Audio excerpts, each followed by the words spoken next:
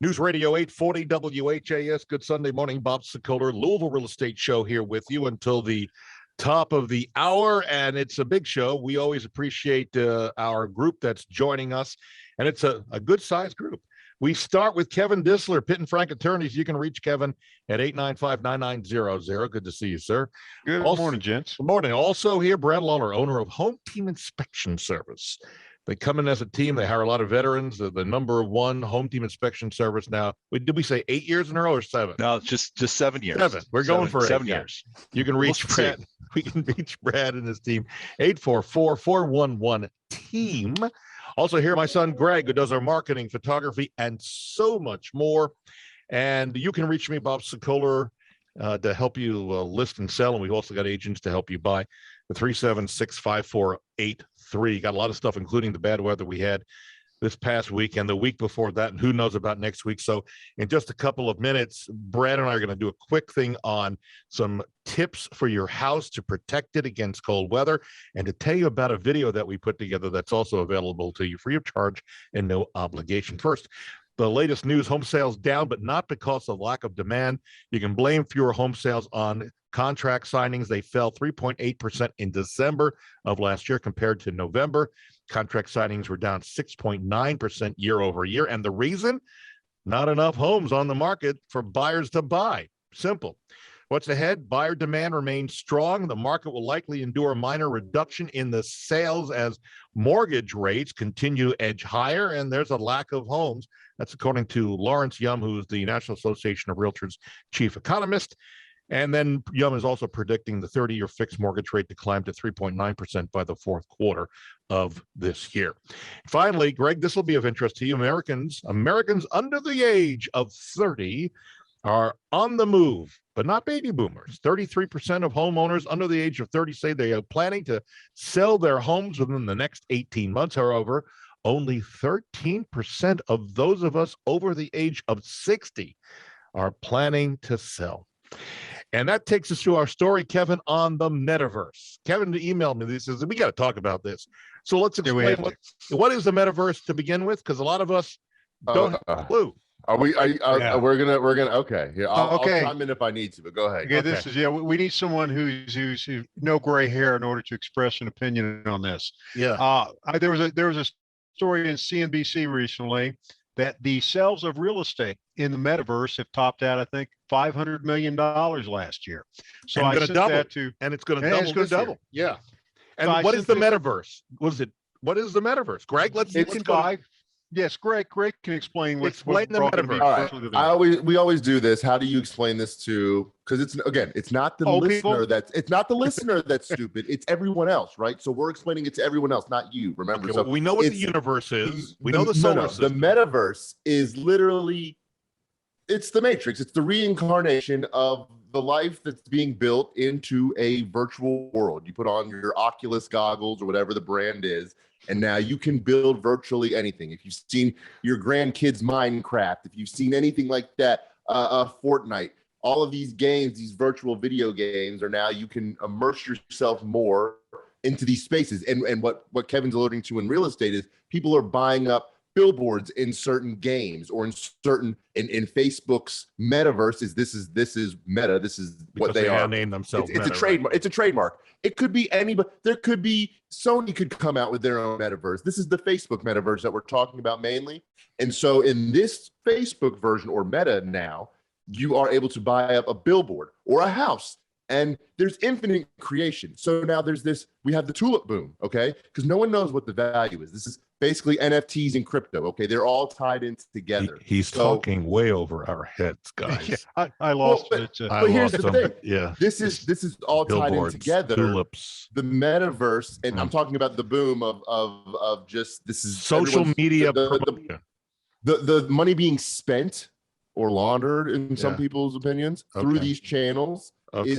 There's a lot of unknowns. All right, so wrapping it up. So Brad, what you're saying is there's a lot of money being spent and more to be spent. So like Brad could take an ad out in a game where you're playing the game and all of a sudden the virtual billboard pops up. So you see you pop up a billboard and it says, Now 7 years in a row, #1 in the country, right? Something like that with Brad, with your face.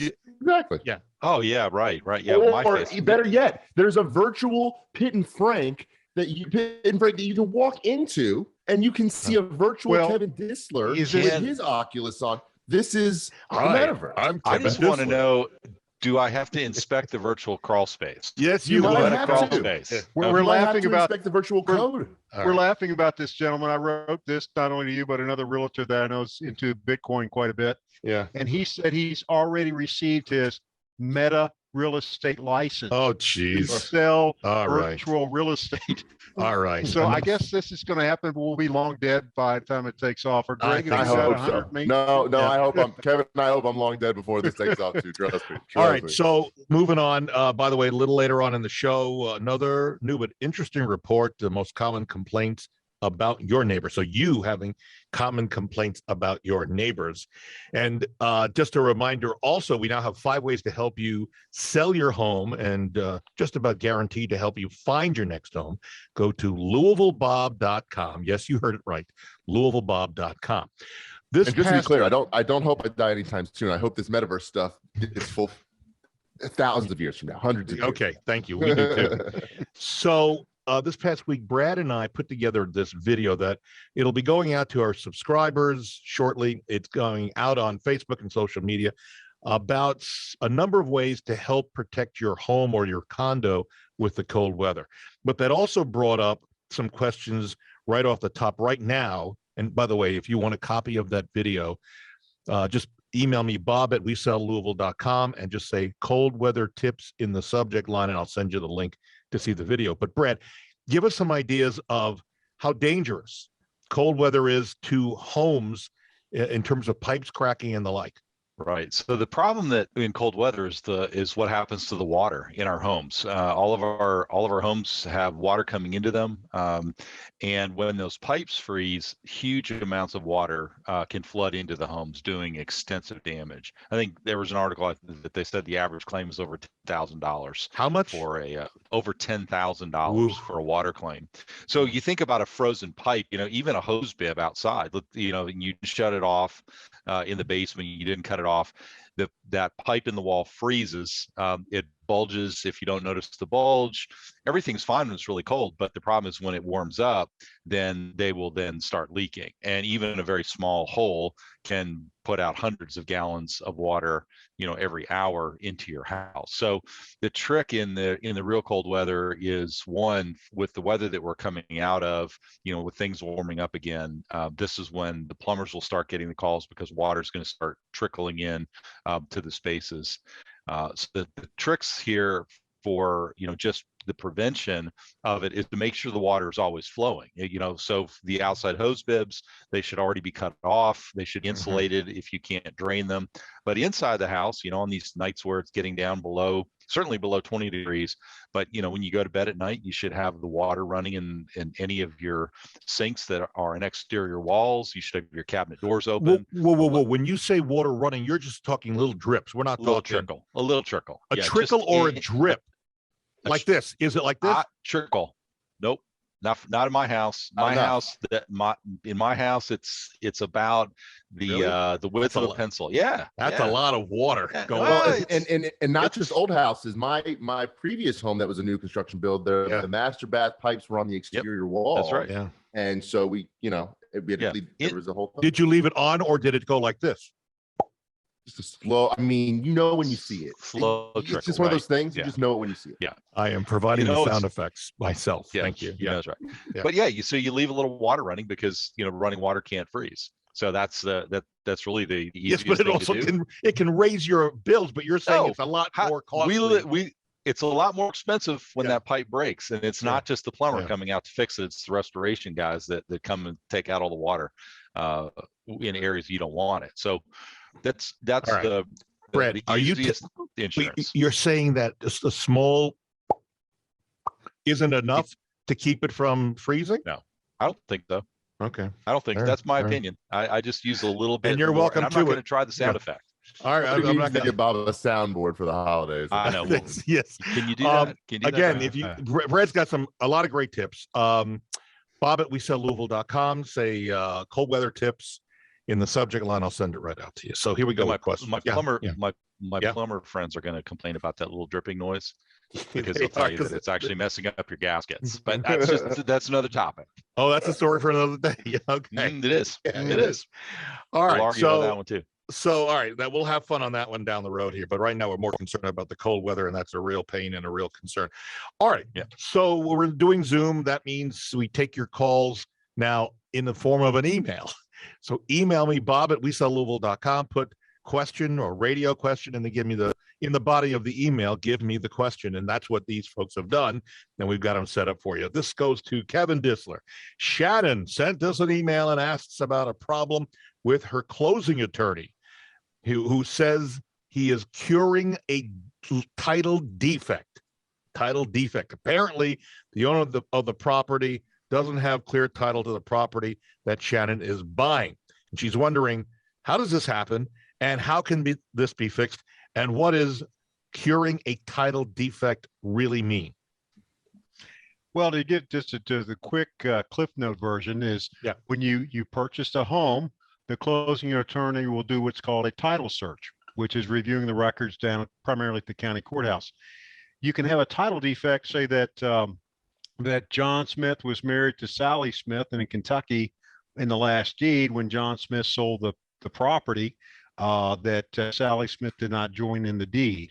In Kentucky, you have dower and courtesy rights. So if a spouse did not sign off on a deed in the chain, that would be a title defect. Sometimes you can have a mortgage that was paid off and the lender never got around to releasing the mortgage. And sometimes when those mortgage companies are bought and sold, it's very hard to determine who has authorization to do a release.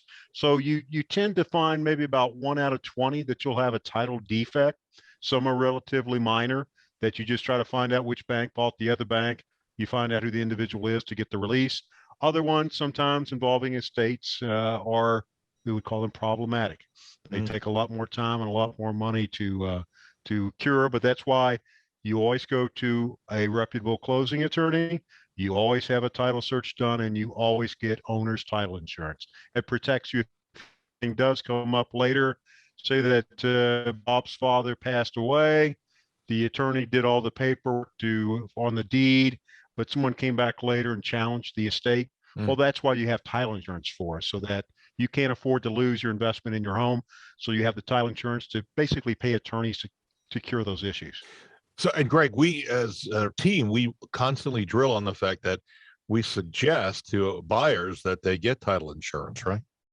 Well, yeah, and that's why we have reputable closing attorneys that we work with that can also take you into the depth and explain those stories on what has happened in the past. I mean, I know we recently run into a couple issues. I mean, it happens all the time, and that's why you have the team in place to take care of these things. Did they, when you went to school years and years ago in real estate, did they tell you the story of the zoo and the property that was no, that was one of the big that was one of the big that issue. was one of the that was one of the big ones, of course, in Louisville. I tell you, well, it all went back to heirs who found the property that their parents had deeded to the city was supposed to be used for the zoo.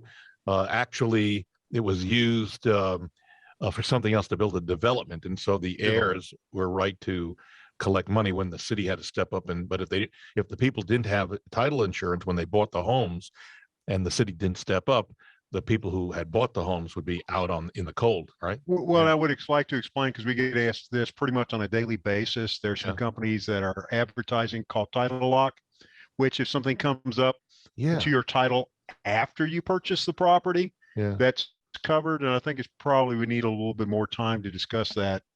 Maybe in another show, we'll get into that. The normal title insurance policy does not cover that, but there's some interesting products that are coming online that just very well may. So let's plan the next time we visit with you. It's a couple of 3 weeks or so away. Let's plan on reviewing that. Just give us an idea of who to go to. I think that's a really good idea, and I'll rely on It's happening a lot more frequent, as we all know here in town. About after acquired title issues coming up with fraudsters. We're going to take a break. By the way, Kevin has an incredibly interesting picture. We're not going to tell you what it is behind him in this video. And if you would like to see it and listen to this show again, because it might be helpful, go to LouisvilleAnswers.com. That's LouisvilleAnswers.com. And it's a rebroadcast of our show. So you'll see the picture I'm referring to behind Kevin. And I'll say in one word, it's brilliant. It really is. If you would like to see what the people are saying about us, our Sokoler team, go to LouisvilleZillow.com or LouisvilleGoogle.com to read our reviews. Here with us, some great folks. Brad Lawler, owner of Home Team Inspection Service. You can reach Brad and the team over at 844-411-TEAM. Also, Kevin Dissel, Pitt and Frank Attorneys at 895-9900. Son Greg, who does our photography, marketing, and so much more. And we're constantly looking for homes to list and sell. We were down in the mid 1,100 homes in the city this past week. Normally we're 25 to 3,000 homes. So I saw a touch of the tens there for just for a short period of time. And we can help you if you're thinking of selling, but you're afraid about buying your next home. Just FYI, we've got an easy way. We've got a list of these things on our website. Bob is the way to go. LouisvilleBob.com, LouisvilleBob.com. All right. We are back in a moment on News Radio 840 WHAS. News Radio 840 WHAS. Bob Sokoler, the Louisville Real Estate Show. Thank you, Barbara Corcoran, so much for your support. And you can reach me anytime to help you get your home on the market, or even just to talk about what the process is. It's free. It's no obligation. We sell everybody from $10,000 homes up to $10 million homes. You can reach me at 376-5483. Also here, Kevin Dissler, Pitt and Frank Attorneys at 895-9900. They are phenomenal at getting loans closed. They do a great job. I can highly recommend Kevin and his staff. I can also highly recommend Brad Lawler, owner at Home Team Inspection Service, who they come in as a team, phenomenal people, and get the job done and do a great job at that. 844-411-TEAM is his direct number, 844-411-TEAM, and also my son, Greg, who does our marketing, photography, and so much more. Folks, if I asked you, do you have any complaints about your neighbors? What might they be? And I'm asking our radio people here, but you'd also be asking you as our audience, do you have neighbors that you have a complaint about? Gents? Anybody? Yeah. Since we're on the radio and all my neighbors listen, I have fantastic neighbors. They're awesome. They're awesome people. They're fantastic people. All right. Love them. Yeah, good. Kev, anything you want to point out? No. I now live out in Fisherville on 8 acres, and my neighbors are coyotes and raccoons. They're fine. All right, Greg, how about you? You live in a very tight-knit community. We've got the best neighbors. I mean, listen, some people don't like living close. We're fine. I'm not that type of guy. We the more the merrier. All right. So, and I would tell you that my neighbors, if they're looking at me, it's my dogs, which I'm trying to get out of control. In fact, they're going in for training again in a week. So that's a good thing. But here are some of the more popular complaints. More than 1,000 people polled. 15% of respondents called the police on a neighbor when witnessing some type of offense. This is all done by safehome.org. 38% of neighbors who chose to overlook the offense say it's because it didn't bother them. So here are the top complaints. Starting at the bottom, work their way up. Engaging in boundary disputes. So that may be like putting in some sort of play swing on the other property of the neighbor. Engaging in verbal altercations. Parking illegally. Violating noise ordinances. Partying after hours. Failing to clean up after a pet. Yeah, it's a thing. Running a stop sign. You watch your neighbor run through a stop sign. I guess I might be guilty of it once or twice. So, smoking cannabis in public, speeding down your block, which I would have thought would have been number one, or the top one is drinking in public. I think drinking in public would be the number one complaint, but that's what it California, smoking pot, drinking in public. I mean, I'm not. It could be in New York. I mean, it could be anywhere possible. No, but I'm just telling you. Yeah, these are some crazy. See, in the virtual real estate world, all these problems would go away. Your avatar would get along with the neighbors. Back to the metaverse. They're going to find They're going to find ways to legislate there too. Promise you. All right. This goes to Brad. Melissa sent us an email. She's buying a house here in Louisville that sits on a slab. Her agent recommending that she have a radon inspection, but Melissa wonders why. She thought only radon occurred in basements. If there is radon, how do they vent it? So radon, colorless, odorless gas. And Brad points out radioactive gas. Yep. leading cause of lung cancer for non-smokers. And the second leading among smokers. Yeah. Smokers, right. So the challenge with radon is it can be found in high concentrations in any type of construction, basement, crawl space, slabs. We found elevated radon levels in, believe it or not, in a condo on the 3rd floor. So it's just the way that the gas moves through the building. So yes, it can appear on a slab home. Typically on a slab home, the way that I've seen them mitigate that is they'll drill through the slab in a closet, and then they'll route the vent tube out of the closet itself. But yeah, it can be in any type of home. You don't know really, unless you test, you don't know whether or not you've got elevated levels of radon. So coming out of this takeaway on this, folks, is whether you're living in on a slab or got a basement underneath you, or you've got just somewhere that you have dirt underneath you in a tent or something.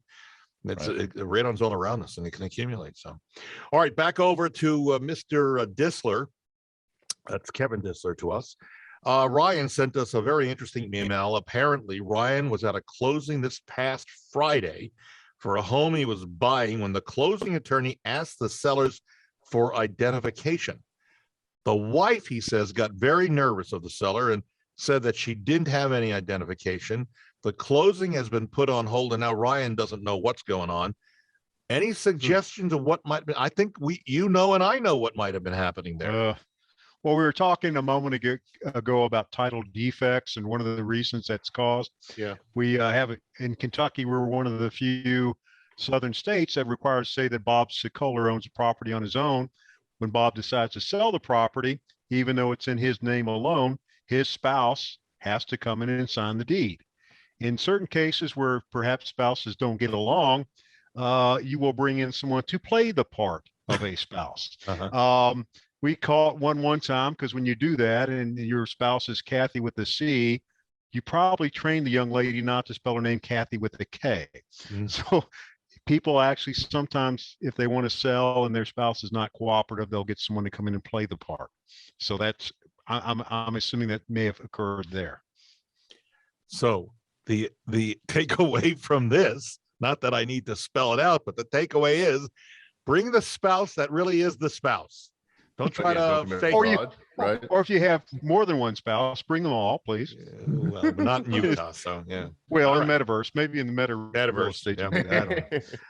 All right, so that's the theme, Metaverse. All right, so back to Brad for this, and Greg, you may want to jump in on this as well. Micah emailed us with a question. She bought a home 2 months ago and is hearing unusual noises and seeing lights go on and off when no one is around.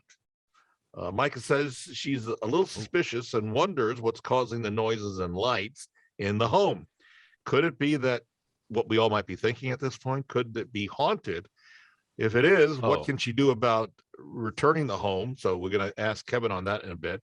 If not, what's causing the problem? So I had a completely different thought on what might be happening. I have a real thought of what we know it is, but what do you think? What do you think it is, Greg? Well, let me hear Greg first, because I think I know. I mean, it's probably raccoons. The raccoons playing up. It's probably the raccoons playing up in the ceiling, nibbling on the wires. Okay. It would be definitely electrical. I mean, it's not uncommon for houses to have lights that flicker and flash. When you've got problems in an electrical panel, older distribution systems, that's not uncommon to have. Those type of concerns. Sounds that you hear. I mean, it could be fans being triggered. With electrical. Surges. I would, my first call would be to an electrician, not to the Ghostbusters on that one. And I was thinking that it might be, if you have those electronic switches that you tap to increase, that maybe there was some sort of static electricity or something frequency that was maybe even from a neighbor turning it on and off and all that stuff. But I wasn't quite sure. Sometimes those light bulbs they're not dimmable light bulbs. Put a dimmer on the switch and they might not hold voltage and all. There's a whole technical side to that. But so this takes us to the second part of Micah's question, which is, if she really does think there's a problem, is there any recourse for someone who's bought a home, who's unhappy with it for whatever reason? If it's haunted, okay, but if something else, to return the home?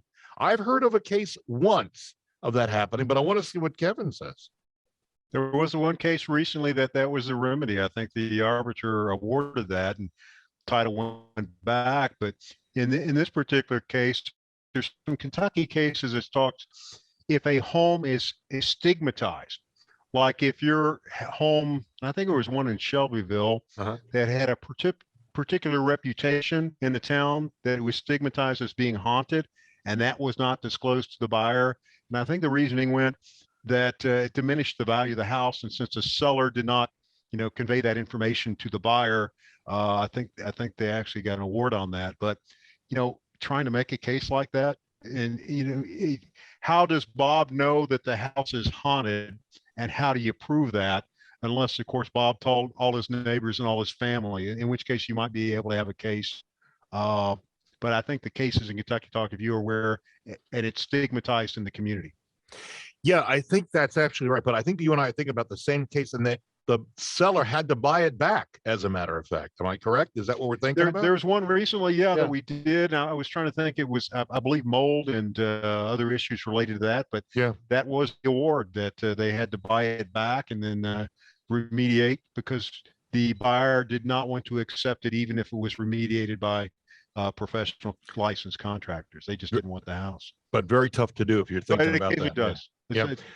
Difficult case. Difficult. We are out of time. My thanks to Kevin Dissler, Pitt and Frank Attorneys. You can reach them at 895-9900. Also, Brad Lawler, owner of Home Team Inspection Service, 844-411-TEAM. My son, Greg, who does our marketing and so much more. And we have, by the way, as we look for people to help them sell their home, we have a free, no obligation booklet that has hundreds of useful tips to help you sell faster and for more money. If you want a copy, send me an email, bob@wesellouisville.com, and put selling tips in the subject line. We're out of time. See you next Sunday. By the way, you can reach me at 376-5483. I didn't want to go out without telling you my number, 376-5483. See you next Sunday on News Radio 840 WHAS.